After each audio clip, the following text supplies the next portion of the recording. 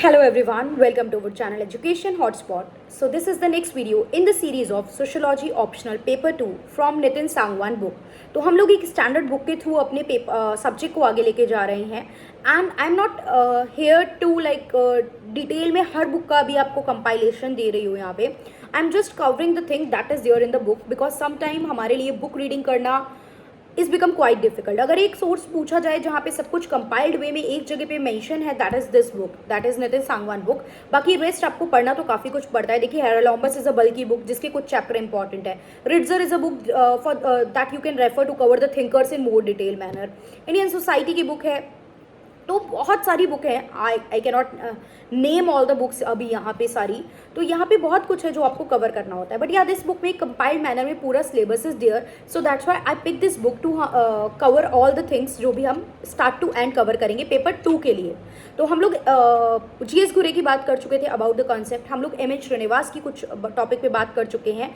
आज की वीडियो में हमारा टॉपिक रहने वाला है that is the next topic in the book M Srinivas concept of westernisation. So I hope आप ये वीडियो सुनने के साथ साथ बुक भी अपने साथ लेके बैठ रहे हैं सो दैट एक रीडिंग वाली हैबिट भी आए. यहाँ पे हमारा पर्पस अल्टीमेटली है just read the things with me, read out the things with me, open up your book and read the thing. Westernisation पढ़ने से पहले अपने माइंड में चीज़ों को कंपाइल कीजिए. What do you know about westernisation? आपको वेस्टर्नाइजेशन के बारे में क्या पता है? लाइक अगर मैं सोच पाती हूँ तो मुझे समझ में आता है, जो बिल्कुल एक न्यू स्टूडेंट के वे से मैं आपको बता रही हूँ कि वेस्टर्न चीज़ों के कल्चर को अडॉप्ट करना, वेस्टर्न चीज़ों को अडॉप्ट कर लेना इज वेस्टर्नाइजेशन. हम पढ़ रहे हैं इंडियन सोशोलॉजी. तो इंडिया में ये वेस्टर्नाइजेशन का कंसेप्ट कैसे आया? हमें ये पता है कि वी आर अ कॉलोनी. हम कॉलोनी थे, बहुत सी चीज़ें हम पे इम्पोज की जा रही थी. और जब आप किसी एक चीज़ के अंडर रहते हो, चाहे कुछ लोगों के साथ रह रहे हो, चाहे पर्टिकुलरली आप किसी के इन्फ्लुएंस में रह रहे हो, तो आप बहुत सी चीज़ें अडॉप्ट करने लगते हो. नॉट ऑल द थिंग्स, सारी चीज़ें तो बुरी नहीं होती. कुछ चीज़ें आप पे इम्पोज की जाती हैं, कुछ आप with the paces of time खुद भी अडॉप्ट करने लगते हो. जैसे आपकी बोली, भाषा, खाना पीना, रहन सहन, इन सब में चेंज आ जाता है. तो देखो ये चेंज आना इंडिया में स्टार्ट हुआ था विद दोज पीपल जो बहुत डायरेक्ट कॉन्टैक्ट में रहते थे ब्रिटिश पीपल के. देयर आर पीपल जो ब्रिटिश पीपल के डायरेक्ट कॉन्टैक्ट में रहते थे, लाइक जैसे उनके लिए काम कर रहे हैं तो उनके डेली बिल्कुल उनसे डेली इंट्रैक्शन है, उनकी चीज़ों को जान पहचान रहे हैं. तो उनमें वो चीज़ें जल्दी आई in the terms of language, in the terms of eating, like they started eating sandwiches and all these thing, ये सब चीज़ें. तो देसी खाना छोड़ के इन सब चीज़ों की तरफ भी आप गए, ये भी एक वेस्टर्नाइजेशन का एग्जाम्पल है. ठीक है, तो ये उनमें बहुत पहले देखने को मिला. फिर दूसरे लेवल पे ये उन लोगों में वेस्टर्नाइजेशन देखने को मिला जो उनसे कनेक्टेड है, लाइक जो लोग काम कर रहे हैं उनके परिवार वाले होंगे, उनके नियर डियर्स, क्लोज वन, परिवार वाले, अड़ोसी पड़ोसी, ये सब लोग होंगे, उन पे ये इन्फ्लुएंस देखने को मिला. फिर ये थर्ड स्टेज में मेजॉरिटी ऑफ द पीपल, जब मासिव लेवल पे टेक्नोलॉजी और ये सब चीज़ों में चेंजेस आने लगा, तब वो देखने को मिलने लगा. क्लियर? तो ये सारी चीज़ें with the passage of time हुई है. This is not a concept चुटकी बजाई और एक दिन में आपने बोला, वैसे मुझे बजानी आती भी नहीं है, एक दिन में आपने बोला कि जस्ट ट्रांसफॉर्म द थिंग और सब बदल गए. नहीं, धीरे धीरे पहले कुछ सेक्शन जो डायरेक्ट कांटेक्ट में थे, फिर वो सेक्शन जो उनसे डायरेक्ट कांटेक्ट में है, और फिर जब कुछ बड़े स्ट्रक्चरल चेंजेस आए उसके बाद जो लोग बदले, तो ये इस वे में वेस्टर्नाइजेशन ने कंटिन्यू, मतलब ये प्रोसेस आगे चला. देखते हैं ये क्या बोलना चाह रहे हैं. थोड़ा स्पीड में पढ़ूंगी बिकॉज काफ़ी लेंदी हो जाएगा otherwise. M N Srinivas defines westernisation as the changes brought about in Indian society and culture as a result of over 150 years of British rule. अभी बोला, एक बार चुटकी बजाने वाला खेल नहीं है.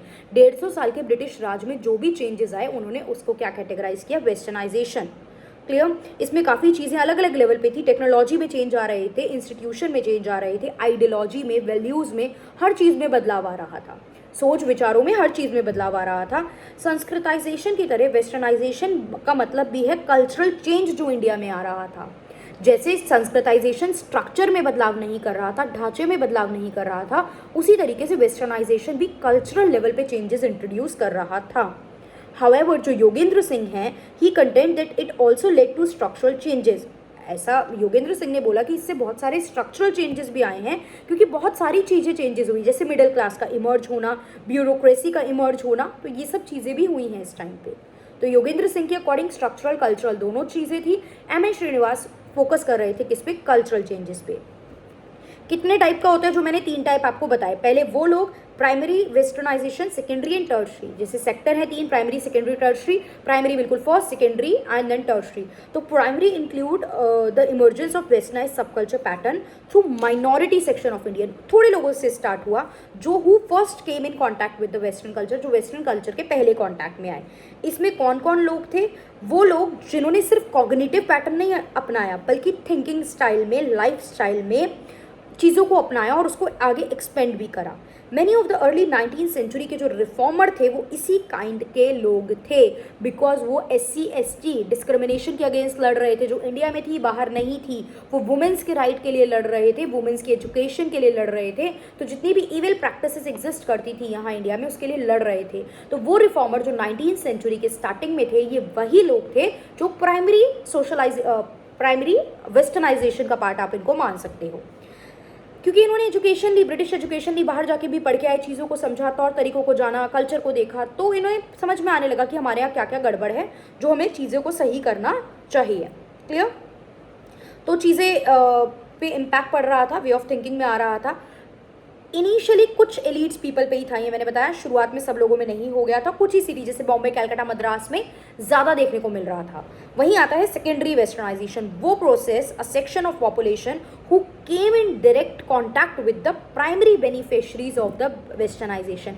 मतलब जो प्राइमरी वेस्टर्नाइजेशन वाले लोगों से डायरेक्ट कॉन्टैक्ट में आए हैं, उनमें जो भी चेंजेस आने लगे, that comes under secondary westernisation. अब उनसे कांटेक्ट में है, उनका देखिए अच्छा ये चीज़ तो बढ़िया है, ये हमें भी करनी चाहिए, ऐसे कपड़े हमें भी पहनने चाहिए, अच्छा इसने अपनी अगर बेटी को पढ़ाने भेजा है तो ठीक है, हमारी बेटी को भी पढ़ना चाहिए। तो कुछ ऐसे चेंजेस जो उनके प्राइमरी वालों से कांटेक्ट में आने, ब्रिटिश के कांटेक्ट में आए प्राइमरी, प्राइमरी के कांटेक्ट में आए secondary. So this chain occurs like this. Tertiary westernisation refers to the general spread, जो जनरल लेवल पे स्प्रेड हुए वेस्टर्न कल्चर एंड ट्रेड, जैसे कि आपका ड्रेस, फूड, टेक्नोलॉजी, ये सब चीज़ें जो नॉर्मल लेवल पे चल रही थी। अब westernisation does not involve the limitation of external form of culture. It should be noted that it does not mean that people adopt modern value of democracy and equality. भाई इसका ये मतलब नहीं है वेस्टर्नाइजेशन का कि इक्वालिटी आ गई, modernity आ गई। People can be western in their clothes and appearance, कपड़े तो हम बन ठन के पहन रहे हैं, लेकिन हमारी वैल्यूज़ डेमोक्रेटिक नहीं है, मॉडर्न एटीट्यूड्स नहीं है। कपड़े तो हम पहन रहे हैं बिल्कुल विदेशी, लेकिन सोच वही है कि औरतें घर पे जाके खाना बनाएं, सोच वही है कि मैंस कैन नॉट क्राई, सोच वही है कि पिंक लड़कियों वाला कलर है। जस्ट स्टीरियोटाइप के कुछ एग्जांपल आपको दे रही हूँ, बट ठीक है, ये तो जनरल लेवल पे है। सोच वही है कि आज भी वुमेन्स को सती होना चाहिए, सोच वही है कि छुआछूत रहनी चाहिए, इससे टच मत हो, उससे टच मत हो, इसके घर का खाना मत खाओ। तो यहाँ पे आप क्या होते हो, मॉडर्नाइजेशन कपड़ों के थ्रू नहीं होता है सिर्फ, it is due to the thinking process and ideology. So Srinivas prefers the term westernization to modernization. He contended that modernization presupposes rationality of goals which in the ultimate analysis could not be taken for granted since human ends are based on value and preferences. Human के जो ends हैं देखो, कुछ values पे based हैं, कुछ preferences पे based हैं, और rationality could only be producted of the means of ends of the social action. Rationality क्या होता है? विदाउट पार्शियलिटी चीज़ों को करना, साइंटिफिकली चीज़ों को सोचना, ये सब चीज़ें जो है, ठीक है। तो रेशनैलिटी के थ्रू ही बिलीव्स कि ये चीज़ें आती हैं। By westernisation he mean primarily the British impact. Westernisation से उनका मतलब यही था जो ब्रिटिशर का इम्पैक्ट पड़ रहा है इनिशियल टाइम में। Hence westernisation is more value loaded than the term modernisation. Modernisation में उतनी वैल्यूज़ नहीं है, मॉडर्नाइजेशन में रेशनैलिटी ज़्यादा होती है, लेकिन वेस्टर्नाइजेशन वैल्यू ओरिएंटेड है। पॉजिटिव भी होता है, नेगेटिव भी हो सकता है। अकॉर्डिंग टू योगेंद्र सिंह अच्छा, अगर पूछा जाए how westernisation is a positive as well as a negative process, तो इस तरीके का क्वेश्चन आए तो हमें क्या बतानी है? फायदे एज वेल एज नुकसान ऑफ वेस्टर्नाइजेशन, ठीक है, दोनों चीज़ें बतानी है। अभी पढ़ते हैं इम्पैक्ट हम लोग। योगेंद्र सिंह अकॉर्डिंग ये कल्चरल मॉडर्नाइजेशन है। Westernisation is nothing but cultural modernisation. It led to growth of universal legal super structure. Education expand हो रही थी, इंडस्ट्री आ रही थी, अर्बनाइजेशन आ रहा था, कम्युनिकेट कर पा रहे थे। वेस्टर्नाइजेशन की वजह से काफ़ी सारी और भी चीज़ें हो रही थी, ठीक है। इम्पैक्ट ऑफ वेस्टर्नाइजेशन बहुत सारे स्पेयर्स पे देखने को मिलता है, सिर्फ एक जगह पे नहीं। अभी इम्पैक्ट की बात की है तो इम्पैक्ट पढ़ लेते हैं, क्या क्या इफेक्ट पड़ रहे थे इसके, वो देख लेते हैं। पॉइंट्स में मेंशन, आई होप आपकी बुक में भी होंगे पॉइंट्स में। तो पहला जो इम्पैक्ट या इफेक्ट हम बात करते हैं वो था रेशनलाइजेशन ऑफ रिचुअल स्पेयर। जो रिचुअल चीज़ें थी, जो रिचुअल्स रीति रिवाज थे, तो those ritual which are like जो रेशनल नहीं लग रहे थे, जिनमें लॉजिक नहीं लग रहा था, जो साइंटिफिक साउंड नहीं कर रहे थे, मतलब लॉजिकल साउंड नहीं कर रहे थे, पीपल स्टार्ट क्विटिंग देम, लोगों ने छोड़ना स्टार्ट करा कि नहीं यार चलेगा, नहीं भी होना है तो ठीक है, लोगों ने उसको छोड़ दिया। रेशनल वैल्यू के कंपैरिजन में, रेशनल आइडिया के कंपैरिजन में पीपल क्विट देयर कल्चरल और रिचुअल्स पे। पहला पॉइंट, पहला इफेक्ट ये पड़ा। Change in belief system, very obviously लोगों के बिलीफ सिस्टम में तो चेंज आ ही रहा है, जैसे कि गर्ल चाइल्ड को एजुकेशन को लेके, या देखो इसमें लिखा क्या है वो भी पढ़ लेते हैं। One find that a Brahmin was suppose to get his or her girl child married before puberty, puberty से पहले ही शादी कर देंगे, and if you fail to find a boy before that age it was believe that he had committed a sin. भैया पाप कर दिया, इतनी उम्र हो गई लड़की की शादी नहीं करी। लेकिन आज की डेट में पीपल आर लाइक 25 26 सेटल हो जाओ, 30 तक कर लो, 30 से ऊपर भी लोग बैठे हैं। तो आज की क्या, पहले भी थोड़ी थोड़ी चीज़ें, वो एज लिमिट आ गई थी, प्लस लीगल कानून भी आने लगे थे बाद में तो ना चीज़ों एज को लेके। But today under influence of westernisation की वजह से 18 से पहले शादी कर ही नहीं सकते हो आप। दूसरा चेंज बिलीफ सिस्टम बदला, जिसका इन्होंने एक एग्जाम्पल देके समझाया है। सोशल रिफॉर्म हुए, ठीक है, जैसे कि विडो रीमैरिज के लिए एक्ट आया था। देयर वर सोशल रिफॉर्मर हुआ टेकिंग लाइक स्टेप्स ले रहे थे, रिफॉर्मिस्ट मूवमेंट चला रहे थे, विडो रीमैरिज, SC/ST डिस्क्रिमिनेशन को लेके। So things are working, like social reform हो रहे थे बहुत ज़्यादा। आर्ट एंड आर्किटेक्चर में काफ़ी ज़्यादा चेंजेस आ रहे थे, ठीक है। वे ऑफ लाइफ थिंकिंग बदलने के अलावा वेस्टर्न ने इंडिया के आर्टिस्टिक चीज़ों पे भी इम्पैक्ट कर दिया था, ठीक है। तो जैसे कि artist like Ravi Varma, Rabindranath Tagore, Chandu Menon, Bankim Chandra Chattopadhyay were all grappling with the colonial encounter. Rabindranath Tagore ने तो आपको पता होगा, आप लोग हिस्ट्री पढ़ते हैं, व्हेन दिल्ली दरबार लगा था 1911 में, king George V came in India and capital transfer हो रही थी फ्रॉम कैलकाटा टू दिल्ली। तो जॉर्ज V आए यहाँ इंडिया में, जॉर्ज V आए, उनके सामने रविन्द्रनाथ टैगोर ने एक पोएम रिसाइट की, जिसका एक छोटा सा वर्स आज हमारा नेशनल एंथम है, दैट इज जन गण मन।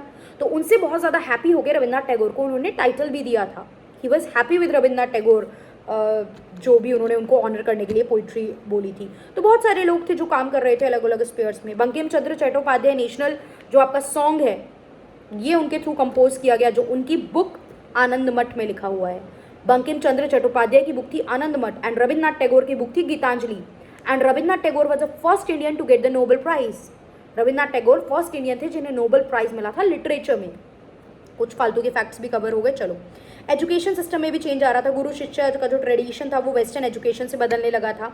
जो हाई कास्ट के ब्राह्मण लोग थे वो काफ़ी एडवांटेज भी ले रहे थे, ठीक है। तो ये सारी चीज़ें थी। इकोनॉमिक सिस्टम में चेंज आ रहा था, जो जजमानी सिस्टम था, गिल्ड सिस्टम था, ये चीज़ें बदल रही थी और मार्केट बेस्ड सिस्टम चीज़ें आ रही थी।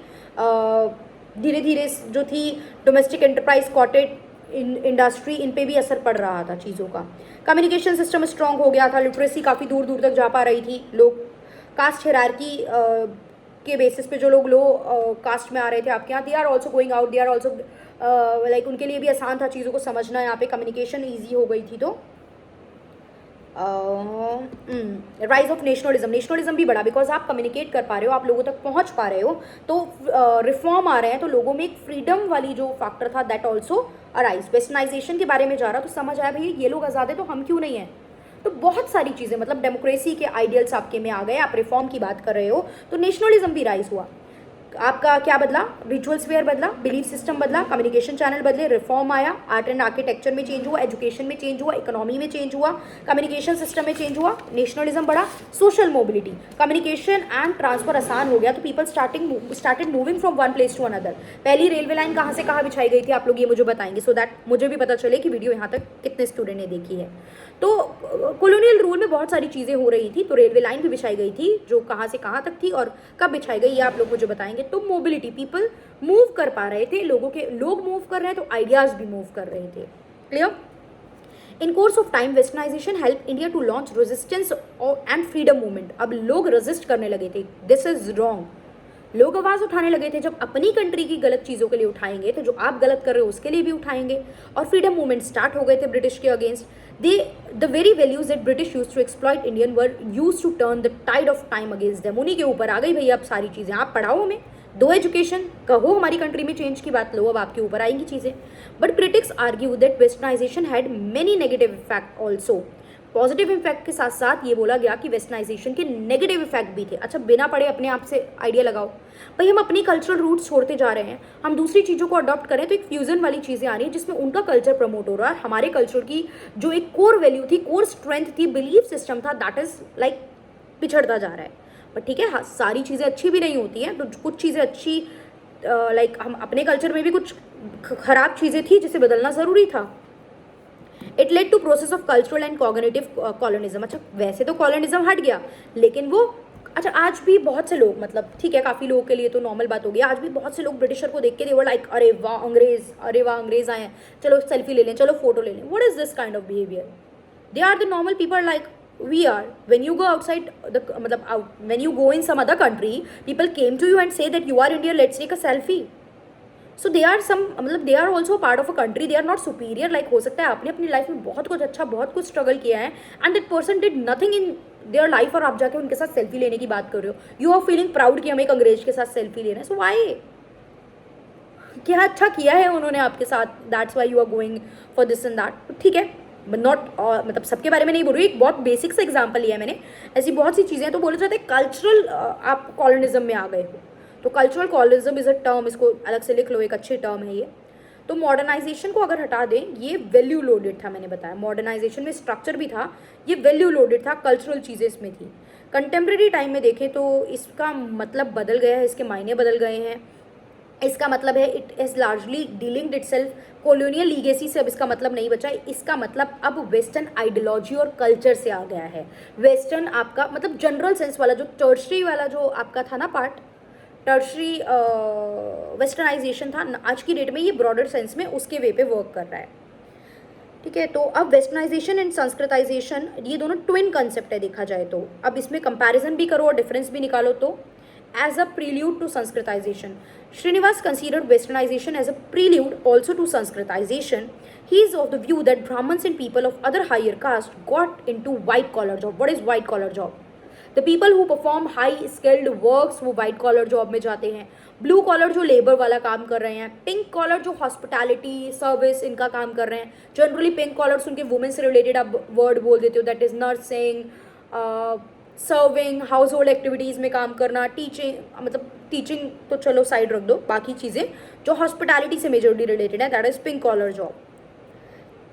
तो Srinivas think that in Indian situation a section of people attempt to be westernize, लोगों को वेस्टर्नाइज होना है so as to sanskritize their cultural and life style, so that वो संस्कृताइज कर सके. अच्छा, ब्रिटिशर तो डिस्क्रिमिनेट नहीं करते थे, वो तो एजुकेशन दे रहे हैं. तो वे लो कास्ट पीपल एजुकेशन लेके जॉब ले रहे हैं एंड वो ब्राह्मण के बराबर में ही बैठ के जॉब कर रहा है. तो इनिशियली तो ब्राह्मण को बड़ा लगता था कि यार ये ब्रिटिशर की वजह से ये हमें बैठना पड़ रहा है, क्योंकि हमारे यहाँ तो हिरार्की थी भैया, हम ऊपर वो नीचे, ये सिस्टम था. लेकिन अब इस पर्सन को मौका मिला कि एटलीस्ट जॉब और वेजेस में तो आप इक्वल आ पाए, राइट. तो वुड ट्रेड संस्कृताइजेशन भी यहीं से कहीं ना कहीं इमर्ज हो रहा था. As a promoter of Sanskritisation, westernisation की वजह से संस्कृताइजेशन प्रमोट भी हो रहा था. वेस्टर्नाइजेशन जो है does not retard the process of Sanskritisation, दोनों साथ साथ चलते हैं. ऐसा नहीं है वेस्टर्नाइजेशन की वजह से वो पीछे रह गया या वो पिछड़ गया. अपोजिंग संस्कृताइजेशन, कुछ केसेस में वेस्टर्नाइजेशन जो है हेल्प करता है, लेकिन कुछ केसेस में वो कॉन्ट्राडिक्ट भी करता है. जैसे कि वेस्टर्न की ईटिंग हैबिट की बात करें तो वो अलग है संस्कृताइज से. लाइक आप ब्राह्मण को कॉपी करने की कोशिश कर रहे हो तो you quit nonveg, but western में nonveg is a common thing, तो आप क्या अडॉप्ट करोगे अब. सो सम टाइम तो ओके चलती हैं चीज़ें, कुछ चीज़ों में तो ओके हैं, लेकिन कई बार ये कॉन्ट्राडिक्टिंग पोजीशन पे भी आ जाते हैं. तो Srinivas suggested that while lower caste sought to be sanskritize, lower caste धीरे धीरे संस्कृताइज हो रही है, upper caste sought to be westernize. Lower caste sanskritize होने की कोशिश करिए सो दैट वो एक लेवल पे आ सके अपर कास्ट के, और अपर कास्ट धीरे धीरे, अच्छा सीधी बात है, नीचे वाला ऊपर देखता है हमेशा. आपके पास ये चीज़ है तो आप ऑलवेज ऊपर देख के दूसरी चीज़ लेना चाहोगे, और आपने हिरार्की बना दी थी अपने यहाँ लोअर अपर की, तो वो लोअर वाला अपर को देख रहा है, आप अपर पे हो तो आप और वेस्टर्नाइज को देख रहे हो, क्योंकि वो आपको सप्रेस कर रहे हैं. तो हमेशा अपर जाने की बात चल रही है. तो ये जो पर्सन थे लोअर कास्ट के, वो संस्कृताइज होने की कोशिश करें और अपर कास्ट वेस्टर्नाइज होने की. हाउएवर ये जनरल स्टेटमेंट नहीं है, ये नहीं कि 100% यही लाइन बिल्कुल सही बैठेगी, कुछ केसेस में ऊपर नीचे मामला हो सकता है. Srinivas consent that the way to describe the social change जो मॉडर्न इंडिया में हो रहा था, तो संस्कृताइजेशन एंड वेस्टर्नाइजेशन को हम यूज़ कर सकते हैं to describe what are the changes that is happening in the Indian society. Indian society में जो चेंजेस आ रहे थे वो हम संस्कृताइजेशन और वेस्टर्नाइजेशन को समझ के समझ सकते हैं. तो जो हमने अभी इतना समझा. अच्छा देखो, एक दिन में तो पढ़ के सब आप यू कैन नॉट लाइक बिल्कुल आगे बढ़ गए और सब समझ में आने लगा. धीरे धीरे आपको प्रोसीड करना पड़ेगा, धीरे धीरे चीज़ें बढ़ेंगी और धीरे धीरे you will be able to understand the thing, you will start linking the topic, you will start writing the answer. तो वो धीरे धीरे आएगा. So just go with the flow, धीरे धीरे पढ़ते रहो मेरे साथ साथ चीज़ें. अगर आपकी स्पीड तेज है, मैं तो वीडियो लेट अपलोड कर पा रही हूँ, I am sorry for that, but अगर आपकी स्पीड तेज है तो just complete this and then दोबारा करो. एक ही चीज़ को 10 बार पढ़ लो यार. Trust me, that will be of great benefit to you. उसके बाद क्या कहाँ से पढ़ना है वो हम लोग देख के चलेंगे. Don't worry about that. So I hope ये चीज़ समझ में आ रही होगी. अगर यहाँ तक पहुँचे हो तो समझ में आ रही होगी, तभी यहाँ तक आए हो, वीडियोस देख रहे हो. और अगर वीडियो अच्छी लगी है तो प्लीज़ इसको लाइक कर दीजिए. मतलब शुरू में नहीं बोला, बकवास मुझे ज़्यादा करने की आदत नहीं है. अच्छी लगेगी तो लाइक भी करोगे. And try to share it with as many people as you can. And अगर आप नए हो चैनल पे तो सब्सक्राइब भी करिए चैनल को, सो दैट इस तरीके की और वीडियोज़ का आपको बेनिफिट मिल सके. And you will be able to get more and more content. And I will be feel like motivated कि things are helping you out. So that's all for this video. Thank you for watching.